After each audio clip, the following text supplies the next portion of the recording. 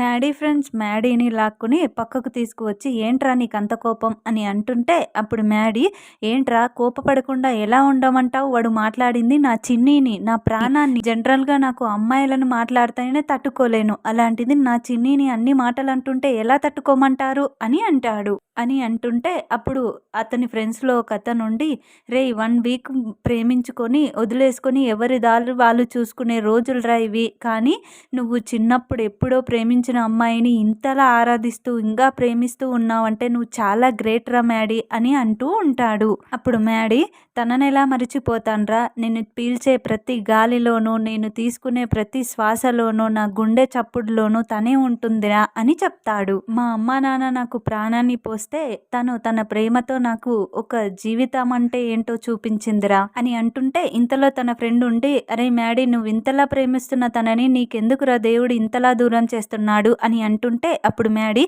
లేదురా తను తప్పకుండా వస్తుంది, నా చిన్ని నా దగ్గరికి తప్పకుండా వస్తుంది అని అంటాడు. ఎప్పుడైతే నేను చిన్నీని చూసానో అప్పుడే డిసైడ్ అయ్యాను ఈ సృష్టి నాకు చిన్నీని దగ్గర చేస్తుందని, దేవుడే నా దగ్గర చిన్నీని కలుపుతాడని అని అంటాడు. చిన్ని ఐ లవ్ యూ అని చెప్పి ప్రపంచంలో ఉన్న ప్రేమనంతా తీసుకొచ్చి నీ మీద గుమ్మరించాలని చూస్తూ ఉన్నాను, ఎక్కడున్నావు చిన్ని, నా ప్రేమను పొందే రోజు ఎప్పుడు వస్తుంది, నువ్వు నాకెప్పుడు కనిపిస్తావు అని బాధపడుతూ ఉంటాడు. ఇంకోవైపు చిన్నీని చూపిస్తారు. ఫ్రెండ్స్ చిన్ని క్యారెక్టర్ మారింది, ఈ క్యారెక్టర్ బాగుందా, ఇంతకుముందు క్యారెక్టర్ బాగుందా అనేది తప్పకుండా కామెంట్ చేసి చెప్పండి.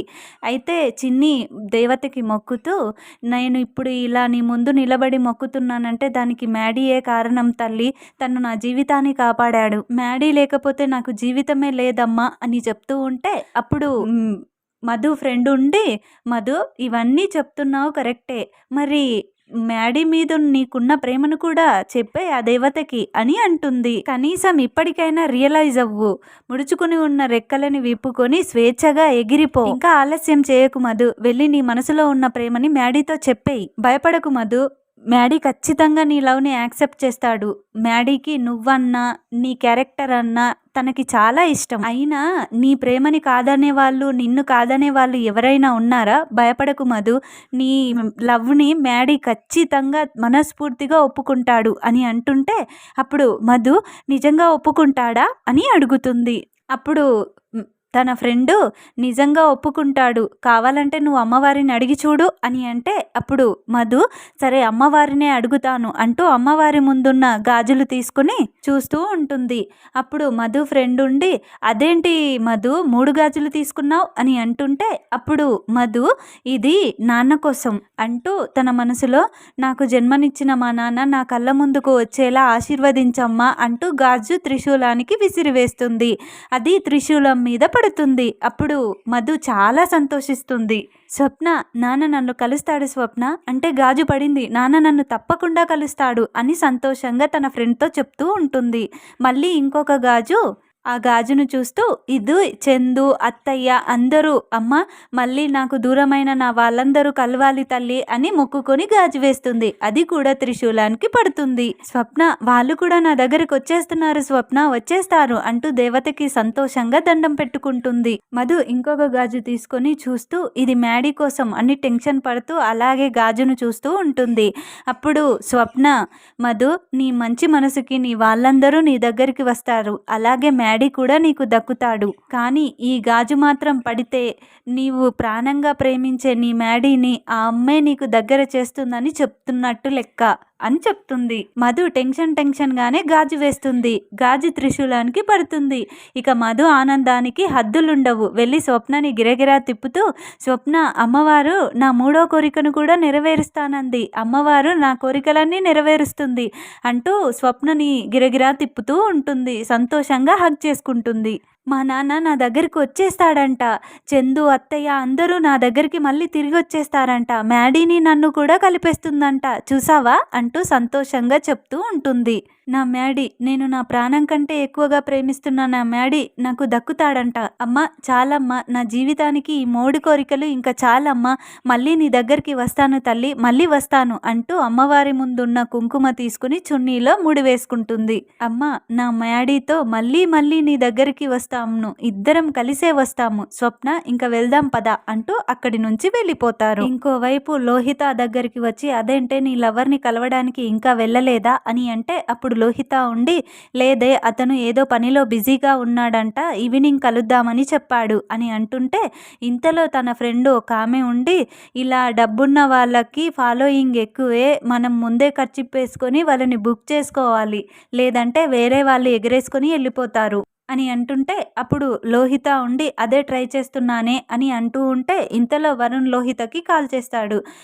వరుణే కాల్ చేస్తున్నాడే అని కాల్ లిఫ్ట్ చేసి, హలో వరుణ్, నీకు 100 ఇయర్స్ అని అంటుంటే అప్పుడు వరుణ్, ఎందుకు అలా అంటున్నావు అంటే, ఇప్పుడే నీ గురించి మాట్లాడుతున్నాను, నువ్వే కాల్ చేస్తున్నావు అని మాట్లాడుతుంది. ఇంతలో లోహిత ఉండి, వరుణ్ నీ దగ్గర మాట్లాడాలి అని అంటుంటే అప్పుడు వరుణ్, ఏంటో చెప్పు లోహిత అని అంటే, అది వరుణ్, అది ఫోన్లో చెప్పేది కాదు, నిన్ను డైరెక్ట్గా కలిసి చెప్పాలి అని అంటే అప్పుడు వరుణ్, అలాగే ఈవినింగ్ కాఫీ షాప్లో నీకోసం వెయిట్ చేస్తుంటాను అని అంటుంటే అప్పుడు లోహిత, నేను కూడా ఈవినింగ్ కోసం ఎదురు చూస్తూ ఉంటాను అని ఉంటుంది. అప్పుడు అతను, సరే తప్పకుండా కలుద్దాం అని కాల్ కట్ చేస్తాడు. ఇక లోహిత సంతోషపడుతూ ఉంటే అప్పుడు తన ఫ్రెండ్స్, ఏంటే అంత సంతోషంగా ఉన్నావు అని అంటుంటే అప్పుడు లోహిత, వరుణ్ నన్ను కలుస్తానన్నాడే, తప్పకుండా ఈరోజు ఎలాగైనా ప్రపోజ్ చేసి పడేస్తాను అని అంటూ ఉంటుంది. ఇంతలో శ్రేయ అక్కడికి వచ్చి, హాయ్ లోహి అని అంటే, హాయ్ వే అని అంటుంటే అప్పుడు శ్రేయ ఉండి, ఏంటి లోహిత ఇలా జరిగింది, ఆ దొంగముండ పెళ్ళైపోతుంది అనుకుంటే దాని పీడ ఇంకా విరగడైందని ఎంత సంతోషించానో తెలుసా అని అంటుంటే అప్పుడు లోహిత ఉండి, ఏం చేస్తాము శ్రేయ, దాని అదృష్టం దరిద్రంలా పట్టుకుంది, అందుకే అది తప్పించుకోగలిగింది, దాని పెళ్ళైపోయి ఉండింటే దాని మొహం చూసే దరిద్రం ఇక మనకు ఉండేది కాదు అంటూ ఉంటే ఇంతలో మధు అక్కడికి వస్తుంది.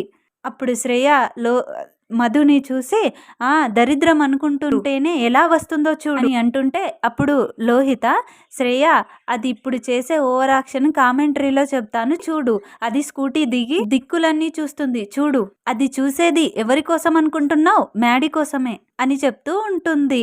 నిజంగానే మధు మ్యాడీ కోసం వెతుకుతూ ఉంటుంది. తన మనసులో మ్యాడీ ఎక్కడ కనిపించట్లేదు అని అంటుంటే ఇంతలో తన ఫ్రెండ్ స్వప్న, మ్యాడీ అక్కడున్నాడు అని చెప్తుంది. ఇంతలో లోహిత, ఇప్పుడు దాని కళ్ళలో 1000 బల్బులు వెలుగుతున్న ఫీలింగ్ వస్తుంది చూడు అని అంటూ ఉంటే మధు మ్యాడీని చూసి చాలా సంతోషిస్తుంది. ఇంతలో లోహిత ఇప్పుడు తను మ్యాడీని కొరుక్కు తినేలా చూస్తూ వయ్యారంగా నడుచుకుంటూ మ్యాడీ దగ్గరికి వెళ్తుంది చూడు అంటుంటే సేమ్ మధు అలాగా చేస్తూ మ్యాడీ దగ్గరికి వెళ్తూ ఉంటుంది.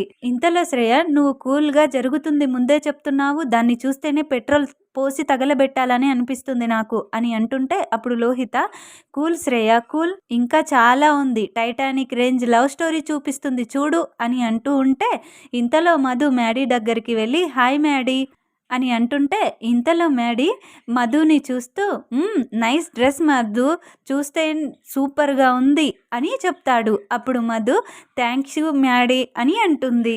అప్పుడు మధు, నువ్వు కూడా ఈరోజు చాలా బాగున్నావు మ్యాడీ అని అంటుంటే, అయితే ఈరోజు వర్షం పడుతుంది అంటే అప్పుడు మధు ఉండి, అదేలా అంటే నువ్వు నన్ను మెచ్చుకున్నావు కదా అని అంటుంటే అప్పుడు మధు నవ్వుతుంది. అప్పుడు మ్యాడీ, మధు నువ్వెప్పుడు ఇలాగే నవ్వుతూ సంతోషంగా ఉండాలి. అప్పుడు మధు, నిజమా అని అంటే అప్పుడు మ్యాడీ, అవును నిజం అంటే అప్పుడు మధు ఉండి, పక్కా అంటే అప్పుడు మ్యాడీ, పక్కా అని అంటాడు. అప్పుడు మధు, ప్రామిస్ అని అంటే అప్పుడు మ్యాడీ మధు చేతిలో చెయ్యి వేసి ప్రామిస్ అని చెప్తూ ఉంటాడు. ఇదంతా చూస్తున్న శ్రేయ మండిపోతూ ఉంటుంది. అప్పుడు మధు, అయితే సరే, నేను నీకోసమైనా తప్పకుండా ఎప్పుడు ఇలాగే నవ్వుతూ ఉంటాను. ఒక్క నిమిషం మ్యాడీ, నీకోసం ఉదయాన్నే గుడికి వెళ్ళి కుంకుమ తీసుకొచ్చాను. తన చున్నీలో ఉన్న కుంకుమను తీసి మ్యాడీ నుదుటి మీద పెడుతుంది. ఒకరి కళ్ళలోకి ఒకరు ప్రేమగా చూసుకుంటూ ఉంటారు. ఇంతలో మధు, కళ్ళలో పడుతుంది మ్యాడీ కుంకుమ అంటూ ఊదుతూ ఉంటే శ్రేయ కోపంగా వచ్చి మధు చెయ్యిని నలుపుతూ ఉంటుంది. అప్పుడు మ్యాడీ, శ్రేయ ఏం చేస్తున్నావు అన్నా మధు చెయ్యిని శ్రేయ వదిలిపెట్టదు. అప్పుడు మధు, అబ్బా చెయ్యి నొప్పిగా ఉంది అంటూ బాధపడుతూ ఉంటుంది. మ్యాడీ వదులు వదులు అని ఎంత చెప్పినా శ్రేయ మధు చెయ్యిని వదిలిపెట్టదు. అప్పుడు మ్యాడీ వదులు శ్రేయ, మేనేజ్ లేదా నీకు అంటూ చెయ్యి పట్టి నెట్టేస్తాడు. శ్రేయ మధు చెయ్యిని వదిలేస్తుంది. మధు చెయ్యికి రక్తం వస్తూ ఉంటుంది. అప్పుడు మ్యాడీ కోపంగా చూస్తూ ఉంటాడు. ప్లీజ్ ఫ్రెండ్స్, వీడియో గనక మీకు నచ్చినట్లయితే తప్పకుండా లైక్ చేయండి. మా ఛానల్ని సబ్స్క్రైబ్ చేసుకోండి. సబ్స్క్రైబ్ చేసుకోవడం అస్సలు మర్చిపోవద్దు. Thank you friends.